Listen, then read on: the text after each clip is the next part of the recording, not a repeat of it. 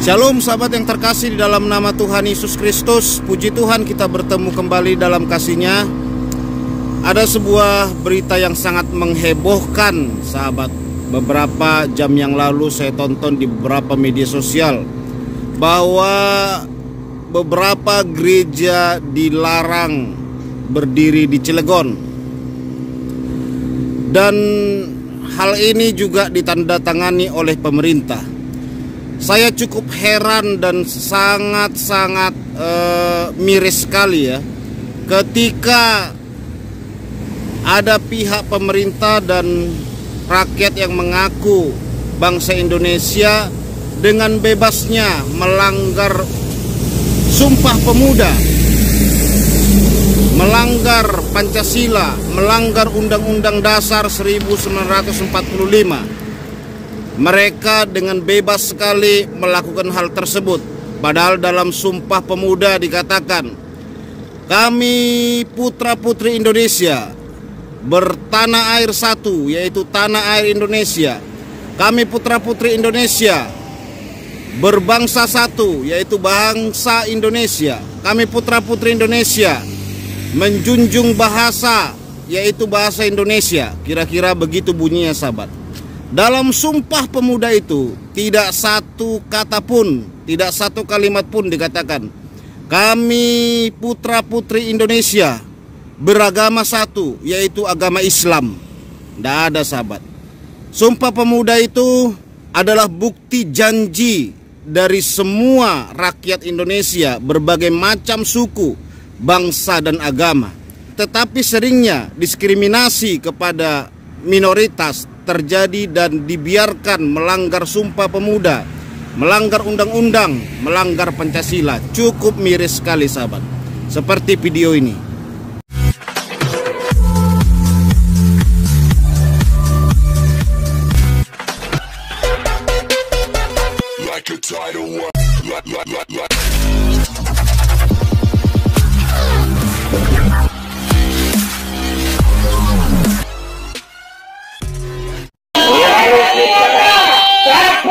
Assalamualaikum warahmatullahi wabarakatuh. Hari ini adalah sejarah bagi warga Cilegon, bahwa pada hari ini Bapak Wali Kota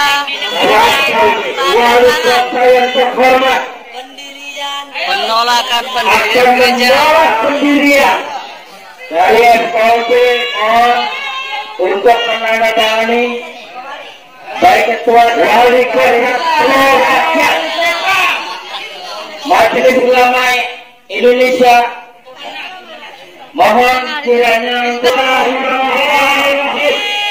sejarah mencatat Bapak Wali Kota Cilegon pendirian gereja di Cilegon.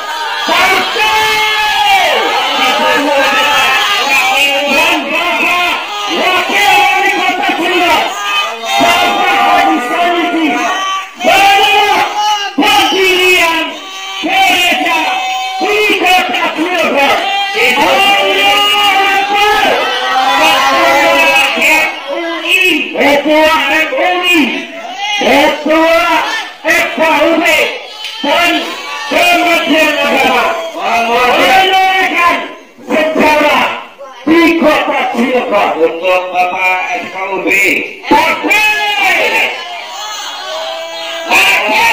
untuk tidak bersuara, ya, ini tenang.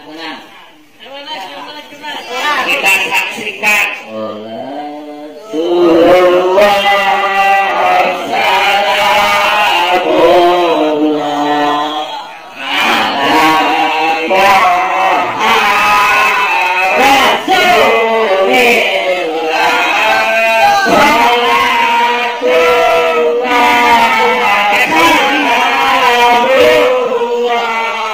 Mama.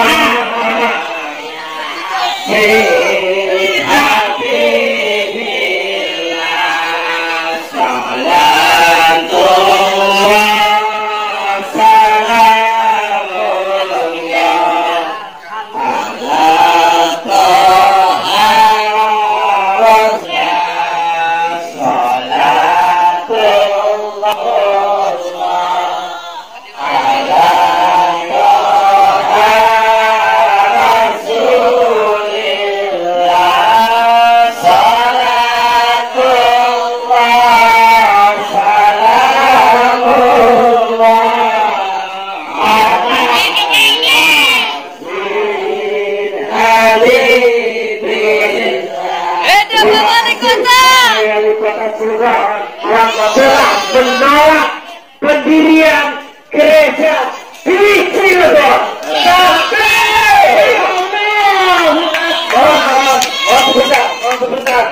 Untuk masyarakat 30 hari SK harus diterbitkan oleh wali kota.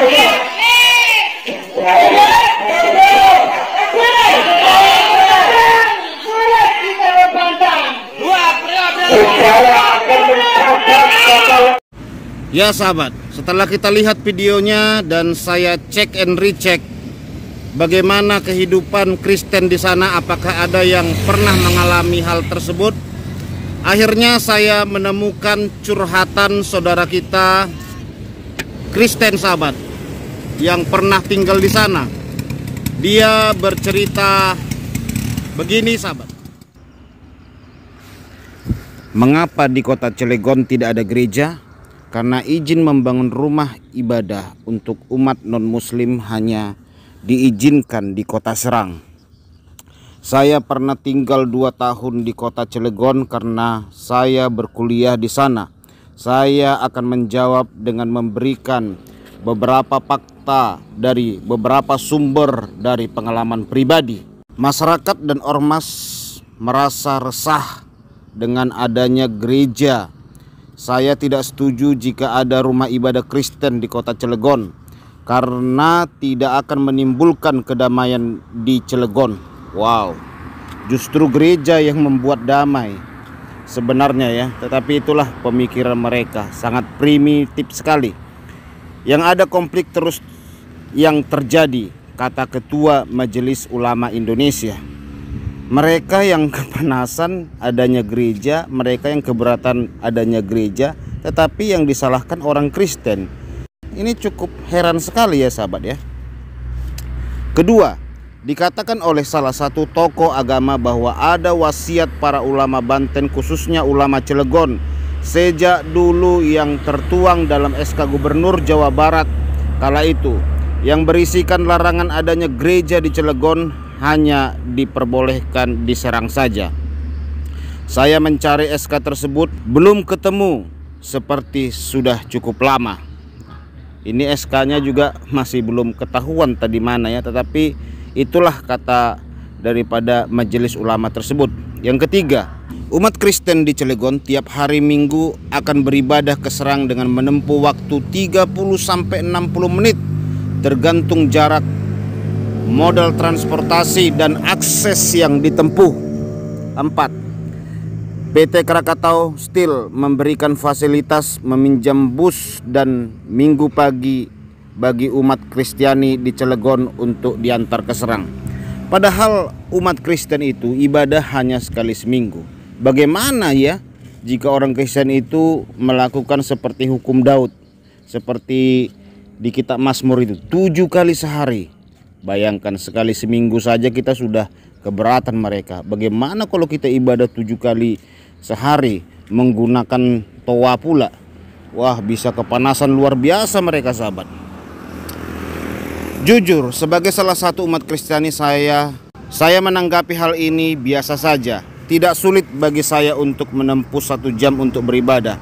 Hanya saja untuk berkumpul untuk beribadah kecil yang biasa dilakukan di hari-hari biasa, kami harus melakukannya diam-diam. Wow, luar biasa saudaraku. Udah sama ini kayak di daerah komunis ya. Karena tidak ada tempat ibadah kecil ini biasanya dilakukan di malam hari setelah kami selesai beraktivitas kerja atau kuliah, yang mana kami tidak mungkin ke Serang. Jadi kami melakukannya di Cilegon. Jadi kami harus melakukannya diam-diam seperti tikus. Waduh, luar biasa ya warga Cilegon. Wah, seperti tinggal di daerah yang sangat benci sekali dengan perdamaian, sangat benci sekali dengan kasih. Bergantian masuk ke sebuah ruko agar tidak terlalu mencolok. Di lantai 2 kami berkumpul, sharing, bernyanyi, pelan-pelan berdoa, bercengkrama sebentar. Wow, berkatilah Tuhan orang-orang Kristen yang ada di sana. Kuatkan mereka Tuhan. Betapa beratnya perjuangan mereka hanya untuk beribadah dan memuji Tuhan. Wah, pengalaman berharga banget pokoknya buat saya pribadi. Hahaha. Apakah di tempat lain ada juga seperti ini? Nah, ini dia kutip sumbernya sahabat. Padahal pasal 29 ayat 2 Undang-Undang Dasar 1945 yang berbunyi, negara ini menjamin kemerdekaan tiap-tiap penduduk untuk memeluk agamanya masing-masing dan untuk beribadat menurut agamanya dan kepercayaannya itu. Apakah kita sudah dijamin kemerdekaan beragamanya? Apakah pemerintah sudah menjamin kebebasan dan beri hak beragama? Inilah pernyataan dari seorang Kristen yang mengalami tinggal di Cilegon, bagaimana perjuangan mereka penuh darah dan air mata hanya untuk beribadah memuji Tuhan. Ya saudaraku, betapa sedihnya. Kita topang saudara kita yang ada di sana, kita doakan bersama ya. Buat sahabat saya yang ada di Cilegon, bersabarlah, tunggu waktunya Tuhan. Tuhan pasti buka jalan. Saya percaya Tuhan akan bekerja. Jangan mengutuki pemerintah, sekalipun pemerintah ikut menandatangani pelarangan gereja. Kita tidak boleh mengutuki tanah di mana kita tinggal. Buat saudara muslim tadi yang berkata-kata Allahu Akbar, tutup gereja, doakan dia, jamah dia Tuhan supaya dia bertobat. Jangan mengutuk ya sahabat, tetapi doakan dia supaya dia bertobat. Yang mengatakan takbir tadi itu supaya dia bertobat di dalam nama Tuhan. Jangan mengutuki pemerintah, berdoalah, tunggu waktunya Tuhan. Tunggu kuriasnya Tuhan. Tuhan pasti buka jalan dengan luar biasa. Oke, demikian yang bisa saya sampaikan. Tuhan berkati Cilegon, Tuhan berkati pemerintah di Cilegon, Tuhan berkati orang-orang radikal yang ada di sana. Tuhan jamah bertobat dalam nama Yesus. Haleluya. Shalom.